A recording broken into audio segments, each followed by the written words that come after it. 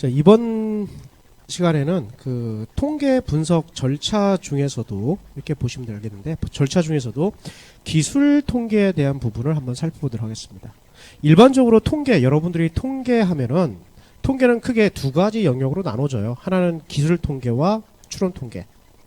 이 기술 통계의 그 영어 표현을 보면 descriptive, statistics라고 나오지만 뒤에 통계, 앞부분의 descriptive는 뭔가를 묘사하다, 설명하다, 기술하다 부분에 나오기 때문에, 즉 여러분들이 데이터를 수집했고 그 수집한 데이터를 전체적으로 기술하는 통계예요. 그래서 우리가 늘 일상적으로 해왔던 부분들이에요.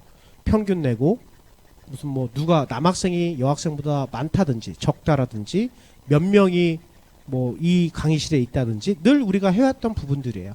이런 부분들을 보통 기술 통계라고 얘기를 하고요. 그 다음에 추론 통계는 바로 이 전체적인 이 수업을 통해서 여러분들이 배우게 될 뭐 상관 분석, 회계 분석, 뭐 T 검증, 분산 분석 이런 부분들이에요. 이런 부분들이고, 이런 부분들을 통해 가지고 보면 추론 통계죠. 인퍼런셜이에요.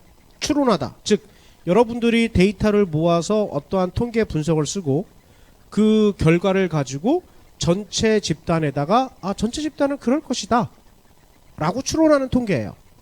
근데 여러분들이 그 프로그램을 클릭하면서 딱 클릭하면 프로그램이 막 돌아가요. 윙 하고 돌아갑니다.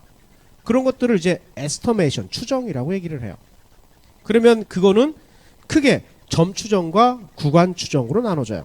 그러니까 점 추정은 뭐냐면 여러분들이 그 어떤 뭐 토익 시험을 본다. 그러면 토익 700점 맞을 거야. 딱 찍어서 얘기하는 게 점 추정이에요. 그러니까 평균처럼 평균 뭐 4.5점 만점 중에 3.0이다. 이런 식으로 딱 찍어서 얘기하는 게 점 추정이에요.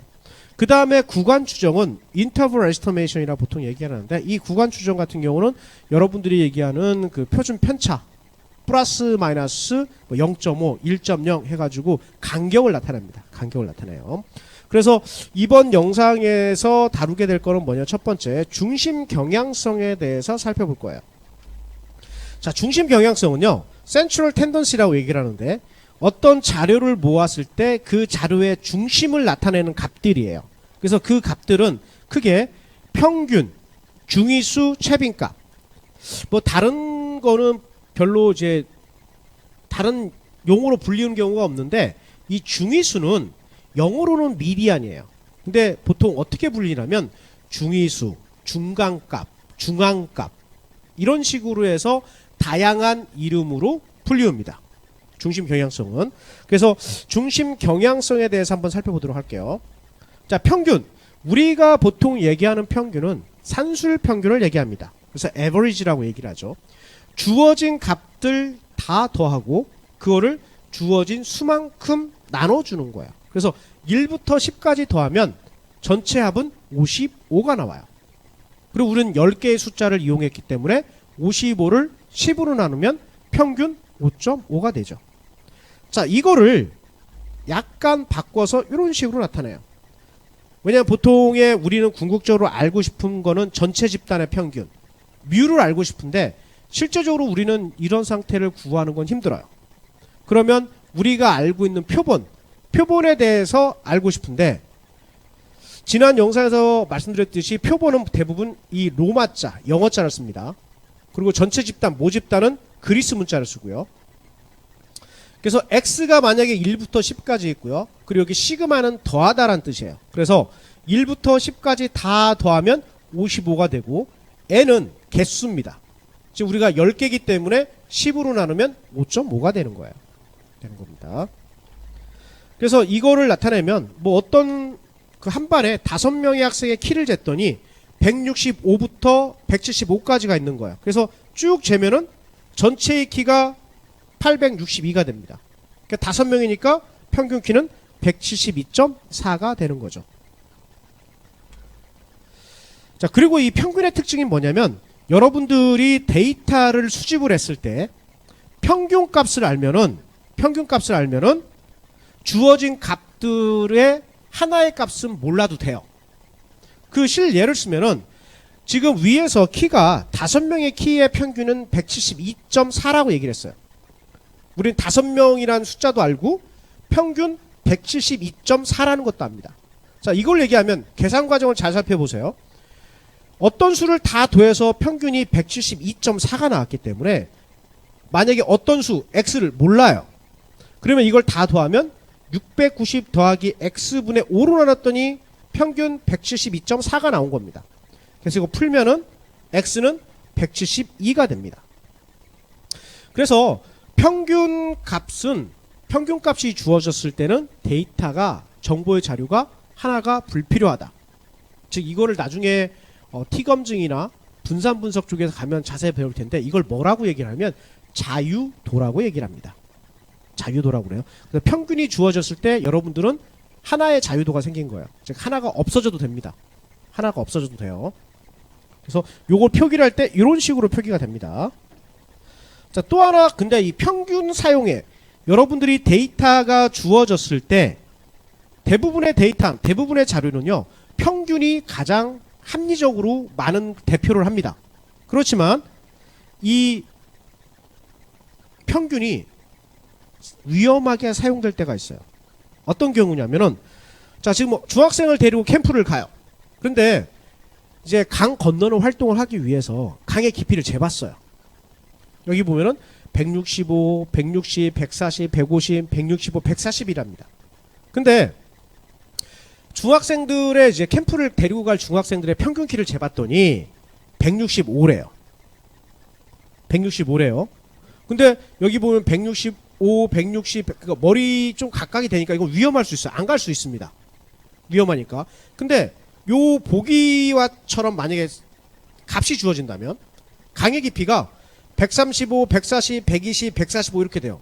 그러면 학생들의 키가 165이기 때문에 한 머리보다 낮게 나타나요. 그러면 아이들이 강을 건널 때 위에 거 보기처럼 165 여기보다는 좀 수월하게 강을 건널 수 있어요. 근데 갑자기 한 군데에서 깊이가 300이랍니다. 3m래요. 3m. 그러면 학생은 어떻게 되냐면 이걸 다 더하면 970이 나오고요. 우리 6군데째 했으니까 6을 나누면 평균이 161.6이에요. 그래서 중학생들의 키가 165니까 강 건너는 활동을 해도 될 것 같아 라고 해서 가잖아요. 나중에 큰 일이 일어날 수 있습니다. 왜? 학생이 이 3m의 깊이에 빠져서 위험한 일을 당할 수도 있어요. 즉 여기서 나타나는 바는 뭐냐면 여러분들이 평균이라는 그 대표값을 사용을 하려면 우리가 흔히 이야기하는 극단치, 이상치, 영어로는 아웃라이어라고 그러는데 이게 없어야 돼요. 여러분들 실질적으로 다가오는 건 이거예요. 여러분들하고 저하고 한 달 아르바이트를 열심히 해서 20만원, 25만원을 벌었어요. 20만원, 25만원, 뭐 23만 벌었는데 갑자기 여기 삼성 이재용이 와요. 그러면 한 달 평균 아르바이트 그 비용이 한 1,000만원으로 뛰었어요. 그러면 여러분들은 평균이랑 비교하기 시작하면요. 나 한 달 열심히 일해서 20만원 벌었는데 평균이 1,000만원이래. 그럼 어떻게 할까요? 뭐 이래도 한 세상 저래도 한 세상인데 막 살죠 뭐. 이런 식으로 평균이란 값이 잘못된 정보를 주어질 수가 있어요. 그래서 평균이란 값은 많은 곳에서 유용하게 활용이 되지만 단 조건이 있습니다. 극단치 또는 이상치라고 불리는 값이 없어야 돼요. 그래서 여러분들이 데이터를 모으면 데이터가 어떻게 분포가 돼 있는지 한번 쭉 살펴보셔야 됩니다. 살펴보셔야 돼요. 그 다음에 중간값, 중앙값이라고 얘기를 하는데요. 일단 중간값, 중앙값, 중위수 뭐 이렇게 다양한 말로 부르는데 이거는 가장 키포인트는 뭐냐면 일단은 순서대로 나열을 해라 라는 뜻이에요. 순서대로 나열을 하라는 뜻이에요. 일단은 순서대로 나열하는데 여러분들이 어떤 값을 중앙값을 가질 때는 두 가지 경우가 있어요. 주어진 값이 홀수일 경우와 주어진 값이 짝수일 경우가 있습니다. 주어진 값이 홀수일 경우는 상대적으로 쉽습니다. 낮은 값에서 높은 값까지 재배치하는 거예요. 그래서 보시면은 1부터 1, 4, 6, 9, 17, 12, 12, 14라는 값이 주어졌으면 이걸 그대로 해갖고 이 중간에 있는 값이 중간값이 아니고요. 이 값을 여기 x처럼 x로 나타난 것처럼 가장 낮은 값에서 가장 높은 것까지 재배열시킵니다. 그러면 지금 여기 우리가 주어진 값은 하나, 둘, 셋, 넷, 다섯, 여섯, 일곱, 여덟, 아홉이에요. 9개의 숫자가 주어졌습니다. 그러면 9 더하기 1은 10이에요. 그리고 나누기 2하면 5입니다. 그러면 다섯 번째 위치한 값이 중간값이 되는 거예요. 그래서 1, 2, 4, 6, 9가 다섯 번째에 있어요. 그래서 중간값은 9가 되는 거예요. 다섯 번째 위치에 있다라고 해서 중간값은 5가 아니에요. 5 다섯 번째 위치한 값이 중간값이라는 거지 다섯 번째가 중간값이 아닙니다. 이거 헷갈려 하시면 안 돼요. 근데 이제 짝수일 경우가 이제 문제가 됩니다. 짝수일 경우. 짝수일 경우인데 볼게요. 똑같은 주어진 것인데 짝수예요. 하나, 둘, 셋, 넷, 다섯, 여섯, 일곱, 여덟, 아홉, 10개입니다. 그러면 여기다 10을 더하면 10 나누기 2하면 5예요. 다섯 번째. 그러면 하나, 둘, 셋, 넷, 다섯 번째의 값은 9입니다. 그리고 똑같이 10을 2로 나누면 5죠. 더하기 1 하면 여섯 번째예요. 그러면 다섯 번째의 값과 여섯 번째의 값을 더합니다. 그러면 이건 11이 돼요. 이 전체를 2로 나누면 그게 중앙값이 됩니다. 중앙값 또는 중간값. 근데 이 중앙값을 많이 쓰는 이유는요. 앞에서 언급한 평균값의 단점을 극복하기 위해서 그런 거예요. 아까 제가 예를 들어줄 때 뭐 저희 아르바이트 열심히 일해서 20만원, 21만원, 뭐 25만원 버는데 삼성 이재용이 와가지고 갑자기 평균 1000만원을 번대요. 그러면 우리는 평균 1000만원과 비교하게 되면 상대적으로 좌절감을 많이 느껴요. 왜냐면 삼성 이재용 우리나라에서 뭐 손가락 안에 드는 뭐 부자인데요. 뭐. 근데 이 중앙값을 계산하면요. 가장 못 버는 친구부터 가장 많이 버는 사람까지 쫙 일렬로 세우기 때문에 그렇게 되면은 가장 많이 버는 사람이 뭐 1억이 됐던 2억이 됐던 그 사람 그냥 버는 거고요. 내가 실제로 비교하는 거는 나는 20만원을 벌었는데 20만원 가장 낮은 것부터 쭉 했더니 중앙에 위치한 값이 23만원이래. 그러면 저는 23만원과 비교하면 되는 거예요. 그러면 나하고 3만원 차이밖에 안 나네? 아 그러면 나 조금만 열심히 일하면 최소한 중간은 간다. 이거예요. 그래서 이거에 대표적으로 잘못 쓰이는 게 뭐냐면 아파트 값이에요. 아파트 값은 극단치가 있어가지고 평균 값을 쓰면 안 돼요 원래는. 근데 여러분들 뉴스라든지 이런 걸 보면은 우리나라 평균 아파트 값이 뭐 10억입니다. 뭐 12억입니다. 이렇게 나오는데 그거는 상당히 잘못된 접근이에요. 그거는 극단치, 즉 비싼 아파트 값이 낮은 아파트 값을 쫙 끌어올려가지고 아파트 값을 올립니다. 올려요. 근데 아파트 값 같은 경우는 좀 정확한 통계가 필요해요. 정확한 통계를 하려면 어떻게 해야 될까요? 그러면은 서울에서도 강남, 강북에서도 뭐 구로 나눈다든지 이런 식으로 해서 좀 더 면밀하게 통계가 들어가면 아마 평균치가 작동을 할 거예요. 근데 그런 거 무시하고 뭐 전국의 아파트 값 하면은 누가 봐도 다 알죠. 시골에 있는 아파트하고 이 서울에 있는 아파트하고 아니 똑같은 평수라도 이 아파트 가격이 같냐고요. 같지 않아요. 그래서 조금 더 정확한 통계는 뭐 지역으로 좀 축소를 시킨다든지 하면 조금 더 정확한 통계가 나올 수도 있습니다. 그러니까 최빈치는 가장 많이 나오는 게 최빈치예요. 참고로 지금 주어진 값을 보면은 1부터 17까지 쭉 있는데 여기에서 가장 빈도가 많이 나타나는 건 7이에요. 7이 3번 나타난 겁니다. 7이 3번 나타나가지고 최빈치는 7이 되는 거예요. 근데 이게 7이 3번 나타났다고 해서 최빈치가 3이 되는 건 아니에요. 7이 3번 나타난 거지 그 값은 최빈치 가장 많이 나타난 값은 7이에요. 근데 이 최빈치는 주어진 값에서 하나만 나타날 수도 있고요. 2개가 나타날 수도 있고 여러 개가 나타날 수도 있습니다. 만약에 7이 7개 있으면 7도 7개가 있고 8이 7개가 있어요. 그러면 7도 7개, 8도 7개이기 때문에 7도 최빈치가 되고 8도 최빈치가 됩니다. 그래서 무조건 하나만 존재해야 된다라는 그런 생각은 버리셔야 돼요. 이 최빈치 값은. 그리고 이 중앙값, 최빈치, 평균값은 여러분들이 만약에 사업을 하게 되면 아주 중요한 개념이에요. 지금 여러분들이 만약에 신발 만드는 사장님이에요. 신발을 만들어서 판매를 해야 돼요. 근데 우리나라 남자들의 평균 발 사이즈가 260이래요. 그럼 여러분들이 260을 가지고 신발을 만들면요, 회사 망할 수 있어요.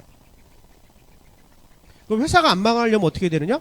가장 발 사이즈가 많은 사이즈, 뭐 275가 가장 많대. 그러면 275를 가장 많이 만들고 그 다음에 팔릴 수 있는 뭐 265를 만든다든 이런 식으로 사업을 해야 망하지 않아요. 그래서 평균값이 모든 걸 대표하진 않습니다. 그래서 여러분들이 어떤 경우에 이걸 써야 되는지 좀 잘 생각하셔야 돼요. 그 마찬가지로 이 최빈치도 극단값에 영향을 받지 않아요. 왜냐면 극단값, 뭐 삼성 이재용이 여기 와가지고 한 달에 1억을 번다고 해도 그분은 저쪽에 있어서 그렇게 버는 사람 한 명밖에 없어요. 최빈값이 될 수가 없습니다. 될 수가 없어요. 자, 그래서 그 척도와 비교해 보면 이렇게 됩니다. 평균을 나타내는 것은 중요하지만 때로는 평균 사용이 적절하지 않을 수 있다. 대표적으로 명목 척도는 평균의 의미가 없어요. 그래서 최빈치. 그래서 명목 척도라 하면 뭐 남학생, 여학생처럼 남자 1, 여자 2, 요즘 뭐 3, 4로 나누죠. 3, 4 더해서 7이니까 나눠서 3.5. 그게 무슨 의미가 있는지 모르겠어요. 보통 그렇게 안 한다고요. 한 반에 여학생 몇 명, 남학생 몇 명. 그래서 최빈치의 값을 쓰고요. 양봉분포라는 건 최빈치가 2개 나타나는 거예요. 그 다음에 순서로 되어 있는 자료, 순서가 있어요. 이거는 최빈치 또는 중앙치를 쓰고요. 극단값이 있을 경우엔 중앙치가 더 합리적입니다. 이렇게 보시면 될 것 같아요. 자, 그 다음에 우리가 보통 그 정규분포, 정상분포라고 하는 이 노멀 디스트리뷰션이 있는데요. 이걸 통계에서는 이제 여러분들이 앞으로 통계를 배울 때 이 정규분포를 많이 사용될 거예요. 그게 왜 그러냐면 이 특정 때문에 그래요. 이 정규분포는요, 평균과 중앙치와 최빈치 값이 같은 장소에서 나타납니다.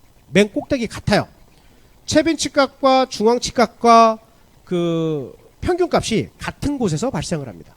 근데 요 보기에처럼 만약에 주어진 값, 수집된 데이터가 이런 식으로 쏠리잖아요. 그러면 다르게 나타납니다. 그래서 이 정규분포를 봤을 때 우측에는 플러스로 생각하고 좌측에는 마이너스로 생각을 하세요.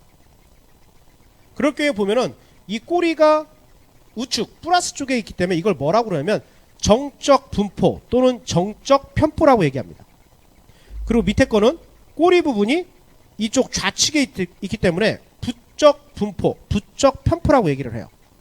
그럴 경우에 이 정규 분포일 경우에는 평균, 중앙치, 최빈값이 한 곳에 나타나는데 이렇게 데이터가 쏠리면 다르게 나타납니다. 즉 아까 아파트 값이나 아까 제가 얘기했던 무슨 뭐 저희 아르바이트 값을 보면 삼성, 이지용 여기 있기 때문에 평균 값을 쫙 끌어올려요. 그럼 여기가 됩니다. 근데 대부분의 사람은 여기에 있어요. 그리고 중앙치가 여기 가운데에 있기 때문에 대다수의 사람들은 여기에 있습니다. 여기에 있어. 그러면 여러분들이 비교를 할 때 여기랑 중앙치랑 비교하는 게 아니라 여기 평균이랑 비교해버리면은 여러분들은 도달할 수 없는 값들하고 비교가 돼버려요. 반대로 이런 경우가 되잖아요. 이런 경우가 돼버리면은 평균이 낮아집니다. 지금 잘하는 친구들이 여기 있는데 못하는 친구들이 갑자기 딱 생겨버리면 반평균을 쫙 깎아먹는 거야. 낮아집니다. 근데 제가 여기다 화살표를 그은 이유는 뭐냐면은 여러분들이 보통 그 뭐 수업을 듣다 보면은 절대평가한다, 상대평가한다 이런 얘기를 많이 듣는데 절대평가를 할 때는 이런 식의 분포가 나타나야 돼요. 그래서 어떤 특정 기준을 넘어서는 학생들은 많고 이 기준을 넘어서지 못한 학생들이 이렇게 상대적 비율을 작아야 돼요. 그러면 여러분들이 여기서 또 어려워하는 게 뭐냐면 부적 분포일 때와 정적 분포일 때와 평균, 중앙치, 최빈치 값을 도대체 어떻게 외워야 되느냐 헷갈려요. 그러면은 헷갈릴 필요 없이 이렇게 생각하시면 돼요. 가운데를 두고 미러 이미지라고 생각하시면 돼요. 그래서 여기 평균 같아요. 중앙치 같고요. 최빈치 같아요. 그래서 한쪽만 외운 다음에 거울을 딱 두고 겹친다고 생각하시면 돼요. 그러면은 평균과 중앙치와 최빈치 값을 헷갈릴 수가 없어요. 쉽게 이해가 됩니다. 근데 이거를 그래프를 따로 띄워놔 버리면은 부쩍일 때는 평균이 어느 쪽에 있었지? 우측에 있었나? 좌측에 있었나? 중앙값보다 더 우측에 있었. 이게 되게 헷갈려 합니다. 근데 이렇게 미러 이미지로 해가지고 대칭을 시켜버리면은 상당히 수월합니다. 그리고 이건 실례인데요. 이번 2월 달에 조사된 그 결과예요. 그 연합뉴스에서 우리나라 임금 소득자의 평균이 보시면 알겠지만 320만 원이랍니다. 근데 여러분들은 지금 대학생들이라 잘 피부에 못 느끼겠는데 이게 세 전이냐 세 후냐에 따랐는데 세 전에 320만 원 정도 되려면요. 실질 연봉이 어느 정도 돼야 되냐면 거의 한 7천에서 8천 사이 나와야 돼요. 그래서 여러분들이 시중에서 누군가를 만나서 야, 나 그냥 한 달에 거의 한 300 정도 벌어. 그러면요. 무지무지만하게 버는 거예요. 실제로 연봉 1억 정도 되면 세금으로 거의 45% 정도 빠져나가기 때문에 실질적인 소득은 연봉이 1억이라도 실제 들어오는 소득은 거의 한 450, 500이 안 돼요. 되게 이게 세후라면 상당히 높은 금액입니다. 근데 이거를 중위소득, 즉 중간값으로 보면은 242만 원이에요.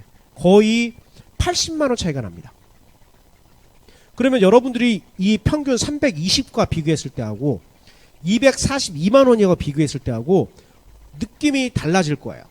242만 원 하면 나 저거 조금만 하면 벌 수 있을 것 같은데? 그리고 내가 중앙값하고 별로 이렇게 차이가 안 나는구나. 그리고 여기 그렇게 되면은 요 평균하고 비교하는 것보다 훨씬 낮습니다. 왜 그러냐면 우리나라의 소득은요. 요렇게 분포가 돼 있어요. 요렇게. 그래서 평균을 끌어올립니다. 이런 식으로 분포가 돼 있어요. 그래서 이렇게 보시면은 소득 구간 비율 쭉 한번 보세요. 2020년이랍니다. 뭐 평균을 다녔을 때. 그리고 새 전이라고 생각을 할게요. 그렇지만 새 전이라도 4년 졸업하고 여기에 껴도 무지무지하게 성공한 거예요. 실제로 힘듭니다. 실제로 힘들어요.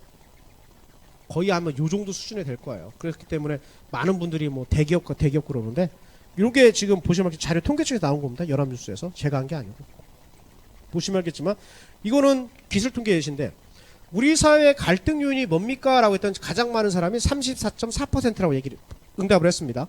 전체. 이거는 34.4%다. 이거는 아까 제가 잠깐 언급한 점추정이에요. 점추정이에요. 쭉 나옵니다. 그럼 이 갈등 요인들을 도대체 누가 해결할 수 있습니까? 라고 물어봤어요. 없다가 제일 많아요. 32.7%. 제가 보시겠지만 제가 조사한 거 아니고 여기서 조사한 겁니다. 이분이 조사한 거예요. 이렇게 나온 겁니다. 그래서 요걸 전체를 보면 이거예요. KBS에서 의뢰를 해서 어디서 조사하냐면 한국 리서치에서 조사를 했답니다. 언제?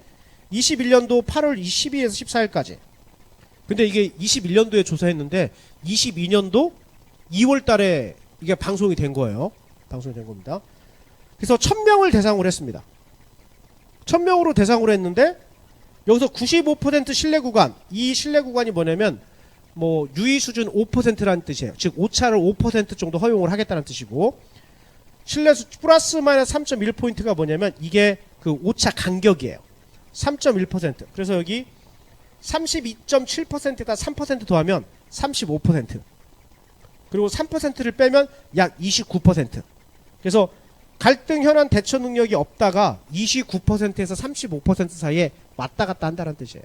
이게 지금까지 얘기했던 그 기술 통계에 대해서 한번 설명해 드린 거고요. 자, 다음 영상에서는 삼포도에 대한 부분을 살펴보도록 하겠습니다.